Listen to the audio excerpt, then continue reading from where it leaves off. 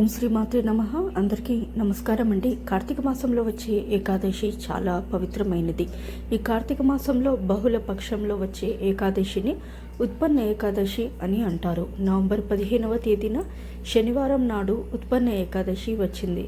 శనివారంతో కలిసొచ్చిన ఏకాదశి రోజున విష్ణుమూర్తిని పూజిస్తే ఇక మీ జన్మ ధన్యమైనట్లే. శ్రీనివాసుడు త్వరగా ప్రసన్నమై మీ కష్టాలన్నీ వెంటనే గట్టెక్కించి కోరిన కోరికలన్నీ తక్షణమే నెరవేరుస్తాడు. మరి ఇంతటి శక్తివంతమైన ఏకాదశి రోజున కొన్ని విధి విధానాలను పాటిస్తే ఇక ఈ సంవత్సరం అంతా పట్టిందల బంగారమే. ఏకాదశి అంటేనే వెంకటేశ్వర స్వామికి అంకితం. ఈ పవిత్రమైన కార్తీక మాసంలో వచ్చే ఉత్పన్న ఏకాదశి రోజున విష్ణు స్వరూపమైన వెంకటేశ్వర స్వామిని ఎలా పూజించాలి, పాటించాల్సిన నియమాలు ఈ వీడియోలో తెలుసుకుందాం. నవంబర్ 15వ ఏకాదశి శనివారంతో కలిసి వచ్చింది. కార్తీక ఏకాదశి శనివారంతో కలిసి రావడం చాలా విశేషం. కాబట్టి ఇలాంటి అద్భుతమైన ఏకాదశి చాలా అరుదు. కాబట్టి నవంబర్ 15వ తేదీన శనివారం నాడు ప్రతి ఒక్కరూ వెంకటేశ్వర స్వామిని పూజించాలి. నవంబర్ 15వ తేదీన ఏకాదశి రోజున స్త్రీలు ఉదయాన్నే నిద్రలేచి చన్నీటితో తలస్నానం చేసి ఇంట్లో పసుపు నీళ్లు చల్లి ఇంట్లో పూజ చేసుకోవాలి. బ్రహ్మముహూర్తంలో వెంకటేశ్వర స్వామిని పూజిస్తే కోటి జన్మల పుణ్య ఫలితం లభిస్తుంది. బ్రహ్మముహూర్తంలో పూజ చేయలేని వారు ఉదయం 9 గంటల లోపే ఇంట్లో పూజ పూర్తి చేసుకోవాలి. ముందుగా వెంకటేశ్వర స్వామి పటానికి గంధం రాసి కుంకుమ బొట్లు పెట్టుకొని మీ దగ్గర ఉన్న నగలతో స్వామి పటాన్ని అలంకరించండి.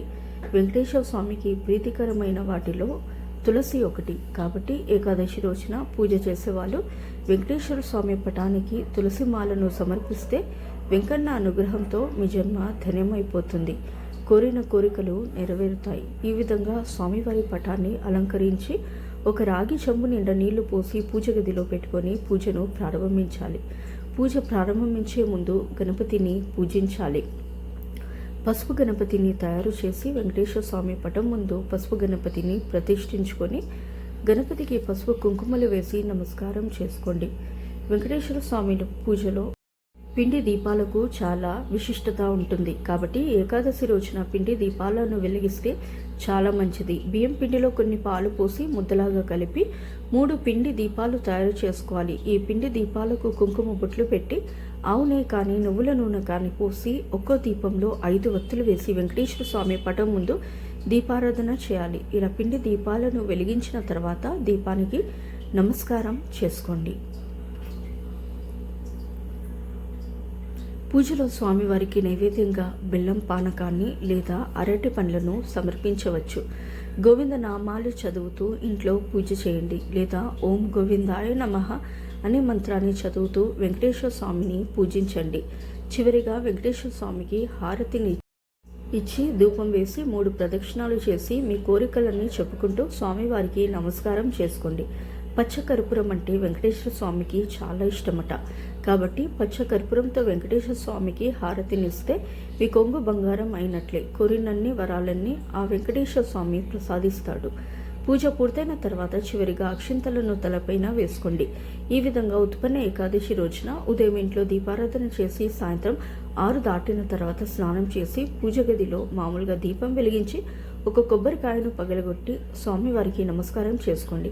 అలాగే పసుపు గణపతిని కదిలించి స్వామివారికి నమస్కారం చేసుకోండి. తులసి మొక్కలో 33 కోట్ల దేవతలు నివసిస్తారు. కాబట్టి కార్తీక మాసంలో వచ్చే ఈ ఏకాదశి నాడు తులసి ముందు నెయ్యి దీపం వెలిగిస్తే స్త్రీలకు సౌభాగ్యం లభిస్తుంది. అలాగే లక్ష్మీదేవి ఆశీర్వాదంతో భర్త ఆదాయం పెరుగుతుంది. ఈ పవిత్రమైన ఏకాదశి రోజున జిల్లెడు మొక్కకు పసుపు నీళ్లు పోస్తే డబ్బు పరంగా మీ ఇంటికి బాగా కలిసి వస్తుంది. మీళ్ళంతా సిరు సంపదలతో నిండిపోతుంది. విష్ణుదేవుని భార్య అయిన లక్ష్మీదేవి ఏకాదశి రోజున సాయంత్రం సమయంలో భూమిపై తిరుగుతూ ఉంటుందట. కాబట్టి ఈ ఏకాదశి రోజున మీ ఇంటి గుమ్మం ముందు 2 మట్టి దీపాలను వెలిగిస్తే మీ ఇంట్లోకి ఖచ్చితంగా లక్ష్మీదేవి అడుగు పెడుతుంది. ఈ ఉత్పన్న ఏకాదశి రోజున ఇంట్లో పూజలు చేయలేని వారు ఏదైనా దేవాలయానికి వెళ్ళి రావి చెట్టును ముట్టుకొని ప్రదక్షిణాలు చేస్తే ఇంటిపై విష్ణుదేవుని ఆశీర్వాదం ఉంటుంది. ఈ రోజున సాయంత్రం స్నానం చేసిన తర్వాత మీ పూజ గది ముందు కూర్చొని ఓం నమో భగవతి వాసుదేవాయ నమః అనే మంత్రాన్ని 108 సార్లు జపించండి. ఈ మంత్రానికి ఉన్న శక్తి అంతులేనిది. ఉత్పన్న ఏకాదశి రోజున ఎవరైతే ఈ మంత్రాన్ని 108 సార్లు జపిస్తారో అలాంటి వారికి భోగభాగ్యాలు కలుగుతాయి, అప్పుల సమస్యలన్నీ తీరిపోతాయి, ఇల్లంతా డబ్బుతో నిండిపోతుంది. సో ఇదండి వాటి వీడియో. రేపటి వీడియోలో మళ్ళీ కలుస్తాను. అంతవరకు సెలవు, నమస్కారం.